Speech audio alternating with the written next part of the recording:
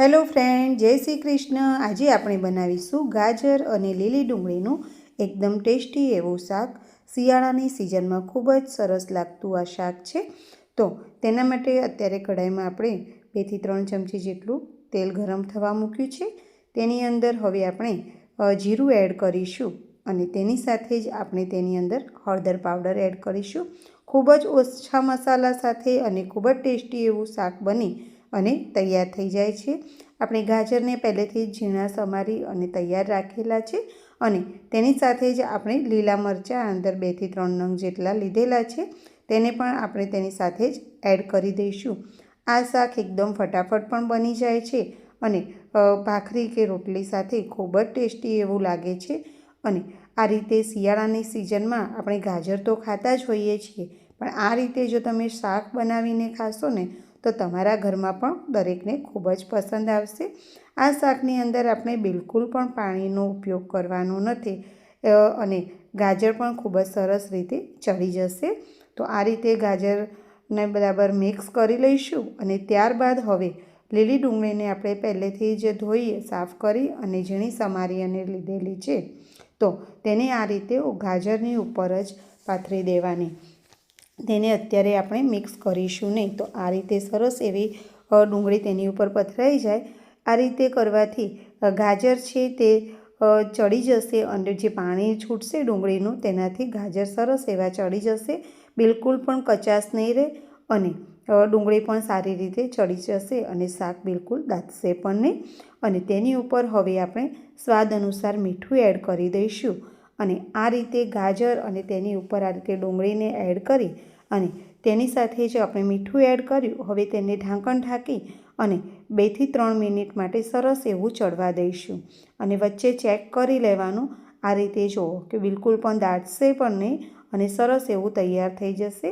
આપણે પહેલાં 2 થી 3 મિનિટ રાખ્યું હતું અને ત્યારબાદ આપણે ફરીથી 3 થી 4 મિનિટ સુધી ઢાંકણ ઢાંકી અને રાખ્યું અને હવે તમે જુઓ કે એકદમ સરસ એવું આ શાક બની અને તૈયાર થઈ રહ્યું છે।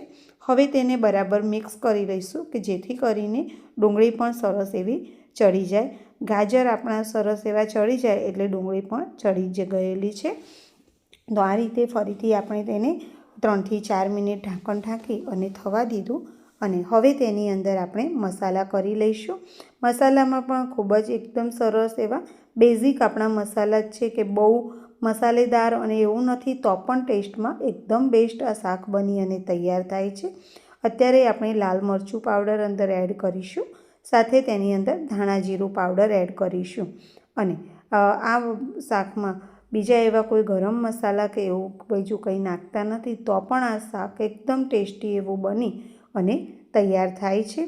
તો શિયાળાની સિઝનમાં આ રીતે તમે ગાજર અને લીલી ડુંગળીનું શાક બનાવો છો કે નહીં તે કોમેન્ટ કરીને મને જરૂરથી જણાવજો અને યુટ્યુબ ઉપર જે સચિના કિચન નામની મારી જે ચેનલ છે તેને અત્યાર સુધી સબસ્ક્રાઈબ ન કરી હોય તો જરૂરથી સબસ્ક્રાઈબ કરી લેજો કે જેથી કરીને આવા નવા વિડીયો સાથે આપણે દરરોજ મળતા રહીએ।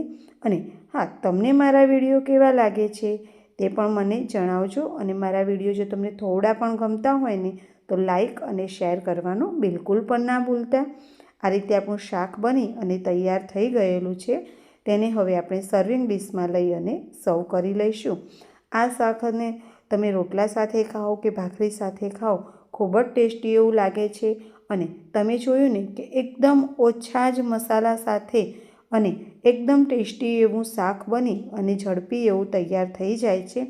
લગભગ 5 થી 7 મિનિટમાં તો આ શાક બની અને રેડી પણ થઈ જાય છે। જો તમે ગાજર અને ડુંગળીને પહેલેથી જ ધોઈ અને ઝીણા સમારીને તૈયાર રાખ્યા હોય તો આ શાક બનતા બહુ ટાઈમ લાગતો નથી।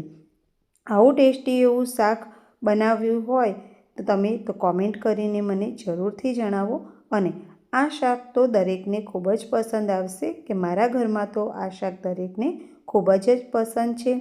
તો આ જ રીતે નવા વિડીયો સાથે દરરોજ મળતા રહીએ તેના માટે મારી ચેનલને સબસ્ક્રાઈબ કરો અને તમે અને તમારા ફેમિલી મેમ્બરને જેને ના કરી હોય તેને પણ સબસ્ક્રાઈબ કરવા માટે કહો। Enjoy, by.